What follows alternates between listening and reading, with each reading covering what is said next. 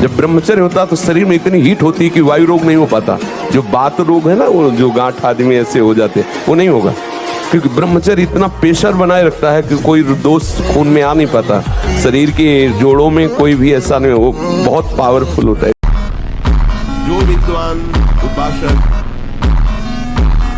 वाणी का वेग, मन का वेग, क्रोध का वेग, हिंसा का वेग, भूख का वेग और जनेंद्रिय जनित मैथुन का वेग जो सह जाता है, वही महात्मा निरंतर भजन कर सकता है, वही उपासक निरंतर भजन कर सकता है। मैं इससे बड़ा महान बनूंगा, ठीक है, एक बार गिर गया, गलती हो गई, दंड भोगूंगा, फिर इससे ज्यादा संयम में रहूंगा। जब भीष्म जी ने भगवान को देखा, दासी रूप से द्रौपदी को लेकर हमारे पास आए और हमें छल से आशीर्वाद दिलवा दिया, सौभाग्यवती भव, तब कहा ठीक है, मुझे पता चल गया है, जब मैंने प्रण लिया पांचों पांडवों को जीवित रहा तो मारूंगा, तो आपने सौभाग्यवती का आशीर्वाद दिलवा दिया। तो आज मैं गंगा पुत्र भीष्म प्रण लेता हूँ। आपने जो प्रण किया था कि महाभारत युद्ध में अस्त्र नहीं कहूंगा, तो मैं गंगा का पुत्र भीष्म नहीं कहलाऊंगा यदि कल आपसे अस्त्र ग्रहण न करवा दूं। जैसे पूरा मकान बनने के लिए नींव मजबूत होना जरूरी है, चाहे जयखंड का बना लो आप, अगर नींव मजबूत है, मुद्दे नहीं तो मकान ढह जाएगा। ऐसे ही ब्रह्मचर्य हर मार्ग की नींव है। चाहे जिस मार्ग में चलना चाहो, चाहे जिस संप्रदाय में चलना चाहो, चाहे लौकिक मार्ग हो या पारलौकिक, आपका ब्रह्मचर्य नींव है जीवन की। जैसे हनुमान जी है, इनको प्रभु और प्रीतम मानकर आराधना करोगे तो निकल जाओगे, अगर अधीन करने की कोशिश करोगे तो मिट्टी में मिल जाओगे। इनको अधीन करने की सामर्थ्य किसी की नहीं। इन इंद्रियों को सीधे अनुशासन में लीजिए ना। आपका स्वरूप इंद्रियां थोड़ी है, आप इनके संचालक हैं। आपकी सामर्थ्य से सामर्थ्यवान होकर आपको बांधे हुए हैं। थोड़ा तो आनंद लीजिए प्रकृति का वार सहने का। अगर शरीर रुग्ण नहीं है, जवान शरीर हो, ब्रह्मचारी हो, आग है अंदर, सहो हर प्रकृति के वार, तो तुम्हारा बाल बांका भी कोई नहीं कर सकता। भोजन के बाद तुरंत कभी स्नान न करे, या ना स्नान करके तुरंत भोजन में न बैठे। इन सब से ब्रह्मचर्य पुष्ट होता है। तुरंत भोजन करने से किया, नहा के तुरंत, और या भोजन के बाद तुरंत स्नान किया, इससे ब्रह्मचर्य पर फर्क पड़ता है। पित्त बढ़ जाता है और ब्रह्मचर्य की हानि होती है। अरे अन्य शरीरों की अपेक्षा है मनुष्य शरीर सर्वश्रेष्ठ है, इसमें विवेक है। हम कैसे ऐसा पशुवत आचरण कर सकते? नहीं, अरे मन नहीं, तेरी सलाह नहीं। अब वो फूंक रहा है, आग पैदा कर रहा है, ज्ञानाग्नि पैदा कर रहा है। पर बहुत प्रवीण साधक नहीं, उससे प्रवीण मन है। वो सुख को सुख मानकर भोगने की लालसा प्रबल होने के कारण वो धुआं नहीं हटा पा रहा। इतना दृढ़ निश्चय करना है कि मैं मृत्यु को स्वीकार कर सकता हूं, पर गलत आचरण स्वीकार नहीं कर सकता। कौन बंधा है? तुम। किससे बंधे हो? अपने भ्रम से। कोई भगवान और नहीं, तेरे अंदर है, तू ही है। तू अपने आप में फंस गया। देख अनुभव कर, कोई और है नहीं, तू ही। केवल ऐसी कल्पना में बोल रहे, सुनी सुनाई बात कि मैं उसका अंश हूं। जानते हो उसका अंश? एक किसान भी खेती को सुरक्षित और तैयार करता है तो उसमें अच्छी फसल होती है। तुमने ब्रह्मचर्य को जाना ही नहीं, इधर उधर से हर तरह से भ्रष्ट आचरण, और वो संतान कैसे हुए? अब देखो, हंसी मजाक की बात है, हम देखा गोदी में चश्मा लगा, भगवान गोदी में है, शुगर है 500। अब बोलो इनको जवानी आएगी कभी? तो दिमाग में गंदगी आ गई। हमारा जब ब्रह्मचर्य निकल जाता है तो हमारी स्मृति शक्ति लो हो जाती है और निगेटिव चिंतन बढ़ने लगता है।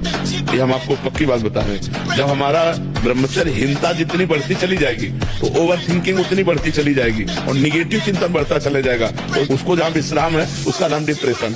और जब हम ब्रह्मचर्य से रहेंगे, पवित्र आचरण करेंगे, पवित्र भोजन, तो हमारा पॉजिटिव चिंतन होगा। तो हम विपत्ति में भी, जहाँ हमें फंसना चाहिए, वहां भी हम निकल जाएंगे। रसास्वादन के लोभ से जो भोजन किया जाता है वो ब्रह्मचर्य में बड़ा हानिकारक होता है। इंद्रियां बस में नहीं होती, तमोगुण बढ़ जाता है। संध्या के समय भोजन नहीं करना चाहिए, भोजन के समय भाषण नहीं करना चाहिए। हाथ पैर धो करके पवित्र भाव से उत्तर या पूर्व की तरफ मुख करके नाम जप करते हुए भोजन प्रसाद पाना चाहिए। उपासक को जिसे ब्रह्मचर्य रहना है, 2 समय भोजन हल्का 24 घंटे में पर्याप्त ब्रह्मचारी के लिए। 2 बार तो हल्का। केवल 2 ही समय भोजन करे। पहला भोजन का समय 10 बजे से लेकर 1 बजे के बीच में, दूसरा संध्या होने के बाद 8 बजे तक, इसके बाद नहीं। कितने कष्ट तुम्हें गिनावे, लेकिन हम उत्साह के एकमात्र भगवान का बल और उत्साह, हम हारे नहीं हैं, अभी भी हम नहीं हारे। जो ब्रह्मचारी नहीं, वो एक दिनचर्या नहीं चला सकता। पक्का पक्का पक्का राइट टाइम उठना, राइट टाइम की दिनचर्या केवल ब्रह्मचर्य से चल सकती, दूसरा कोई उपाय नहीं। कितने दिन शरीर रहेगा, कितने दिन भोग रहेंगे, विचारवान बनो। ब्रह्मचर्यम चरंती, ब्रह्मचर्य का पालन करो। उपासक जो ब्रह्मचारी होता है उसका खिला हुआ चेहरा रहता है, जैसे कमल खिला हुआ, बिना किसी कारण के उसकी मुख मुद्रा में प्रसन्नता होती है। कल से पीछे जिंदगी में जो कुछ हुआ तुम चिंता मत करो, उसका शोक मत करो। अब तुम नाम जप करो, सब ठीक हो जाएगा। कृष्ण सूर्य सम मायामय अंधकार।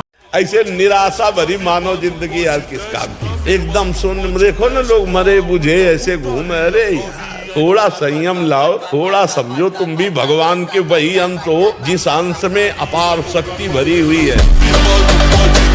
दिन में कई बार करोगे जानते हो, एक मन 40 किलो अन्न, पूरा भोज्य पदार्थ पेय सहित, तब वो एक संतान उत्पन्न करने के योग्य वीर बनता है।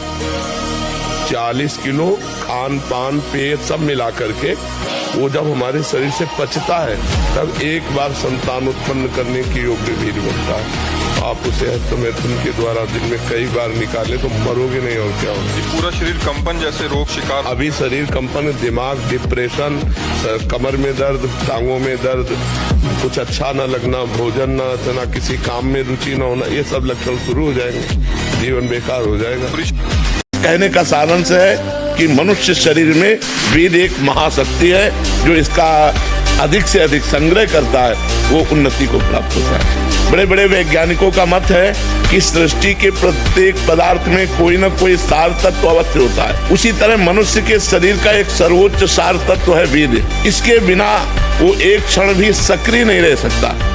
तो जो व्यक्ति अज्ञान के कारण अपने वीर्य का क्षरण करता है, नाश करता है, उसमें बहुत से दोष उत्पन्न हो जाते हैं। अगर आप ब्रह्मचर्य नहीं है तो ये मत करना।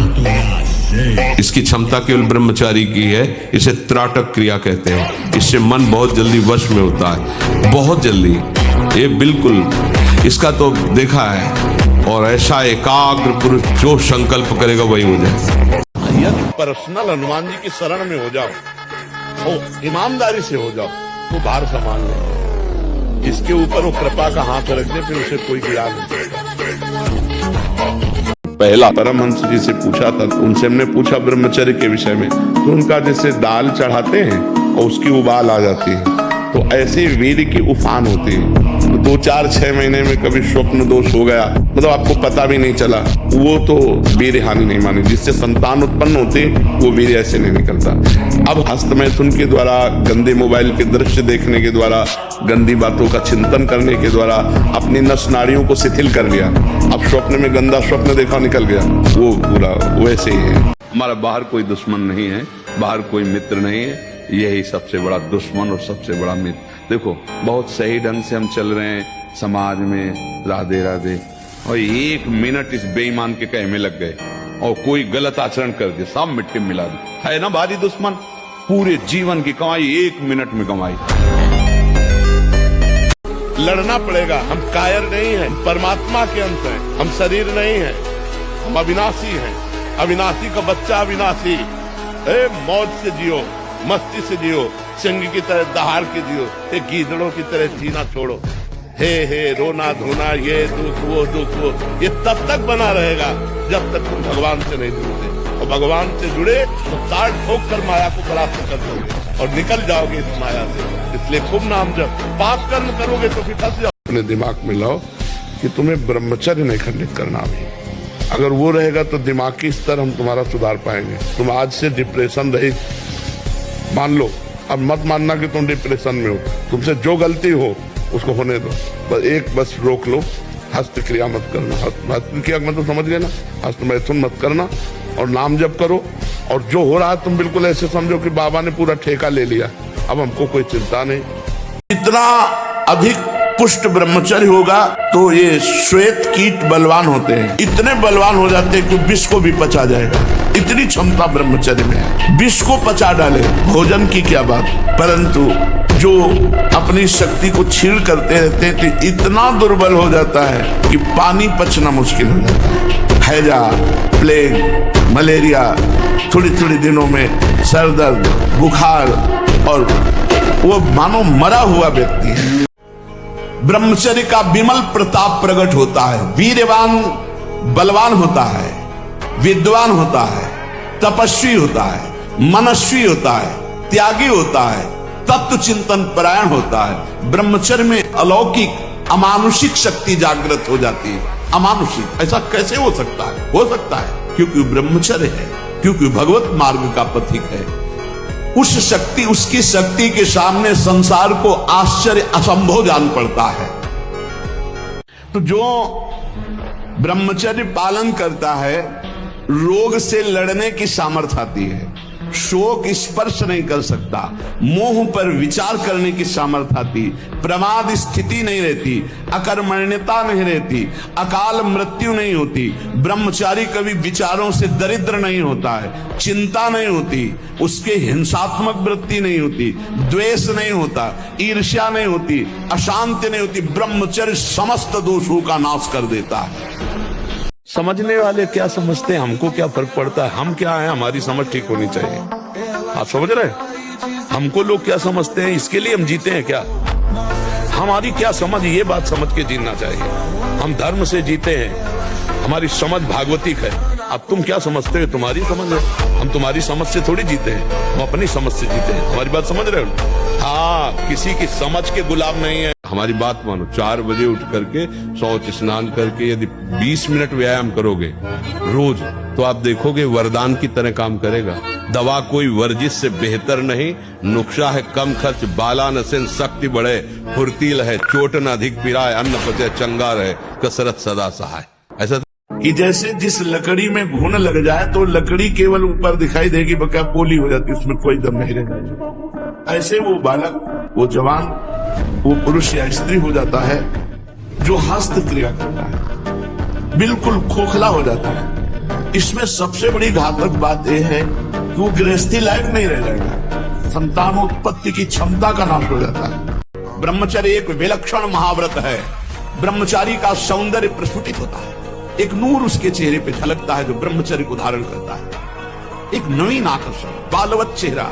और जिसका ब्रह्मचर्य पुष्ट होने लगता है, उसके शरीर से सुगंध आने लगती है। जो भोगी पुरुष होता है, पास से निकल जाए तो दुर्गंध निकलेगी, और जो ब्रह्मचारी होगा तो उसके शरीर में सौरभ होगी। ब्रह्मचारी का एक एक रोम तेज से युक्त होने लगता है, चेहरे पर हर समय प्रफुल्लता, मुस्कान, उसका हृदय नंदन वन हो जाता है, आनंदवन, बिना किसी कारण के प्रसन्नता बनी रहती है। इस भूमि में ब्रह्म ऋषियों का प्रताप, महाभागवतों का प्रताप, जगत पिता को पुत्र बनाकर अपने घर में अवतरित कराने की सामर्थ्य जिस महान भक्ति में, ऐसे महान भक्त जो उस ब्रह्म को अपने मैं में स्थित कर एकाकार है, मैं ब्रह्म हूँ, ऐसे ब्रह्म ऋषियों की ये भूमि है। इसलिए भारत पे अवतार लेते हैं। और जीना सीखो, संघर्ष से लड़ना सीखो, संघर्ष करो, जिंदगी से लड़ना सीखो, हारना नहीं, दहाड़ना सीखो, हर कष्ट को गले लगाना सीखो, हर संघर्ष को रौंदना सीखो। अरे बिल्ली कुत्ते की तरह रो करके मर जाना ये मनुष्य जन्म नहीं। तो इसलिए उठो, जागो, तुम सच्चिदानंद स्वरूप हो, तुम भगवान के अंश हो, तुम भगवत भक्ति के द्वारा इस माया पर विजय प्राप्त करो, ना कि माया के द्वारा रौंद दिए जाओ। जैसे स्वप्न में लाठी चलती, कुछ नहीं होता है, पर पीड़ा होती कि नहीं होती स्वप्न के समय। स्वप्न के समय अगर लाठी चलावे तो वैसा ही लगती है, नहीं? स्वप्न में अगर हम डूब रहे हैं तो वैसे डूब रहे, स्वप्न में अगर पिटाई शुरू है या कोई गला काटने जा रहा तो वैसा ही भय लग रहा है, और है कुछ नहीं। अब बताओ उसको कैसे बचाया जाए? एक उपाय है कि उसको जगा दो। ऐसे ही हम सब मोह निद्रा में सब सो रहे हैं, ये पत्नी है, लड़का है, बच्चा है, रुपया है, पैसा है, ये कर लिया, ये कर लूंगा, ये कमा लिया, ये कमा लूंगा, ये जमा कर लिया, ये जमा कर लूंगा, और सोचते सोचते मर गए, कुछ नहीं कर पाए जो करने आए थे। अब कोई सदगुरु जगा दे, ए उठ, मोह निद्रा में सो रहा, और जग गए तो स्वप्न के जैसे सारे दुख मिट जाते हैं, ऐसे तुम्हारे सारे पाप, दुख, चिंता, शोक सब नष्ट हो जाए। जिस समय उर्वशी जी नृत्यांगना बनकर के आई तो अर्जुन के रूप को ही देखती रह गई। कमल लोचन जैसे श्री कृष्ण वैसे अर्जुन। तो उनका सावधान, ये प्रणाम नमस्कार मुझे नहीं, क्योंकि मैं तुम्हारी सेवा में काम भाव से युक्त होकर आई हूँ। नारायण भगवान की जंघा से प्रकट हुई उर्वशी जी हैं और अर्जुन जी को मोहित करने में असमर्थ नहीं। जो अपनी पाणी ग्रहण की हुई स्त्री को, निर्दोष स्त्री, नाना प्रकार के दोषारोपण करके दंड देता रहता है, कलह मचाता रहता है, ऐसे पुरुष को नरक की प्राप्ति। और जो अपने सज्जन पति का त्याग कर पर पुरुष का अनुसरण करती, ऐसी स्त्री को नरक की प्राप्ति। तुम इतने मजबूत बनो कि कोई भी बुराई तुम्हारे हृदय में प्रवेश न करे, कोई भी तुम्हें बुरा न दिखाई दे, और तुम सब में भगवान को देखकर इस माया पर विजय प्राप्त करना। विश्व के सारे कुसंग एक साथ सामने हो और हमारा निश्चय अटल हो, बट विश्वास अचल निज धर्मा, कौन बिगाड़ सकता है? क्या मुर्दे जैसा जीवन, जो इंद्री जैसा चाहे वैसा डाउन कर दे, जैसा चाहे वो हमें शोक दे दे, दुख दे। थोड़ा सा साहसी बनो, तुम भगवान के अंश हो, तुम कुछ भी कर सकते हो, कुछ भी।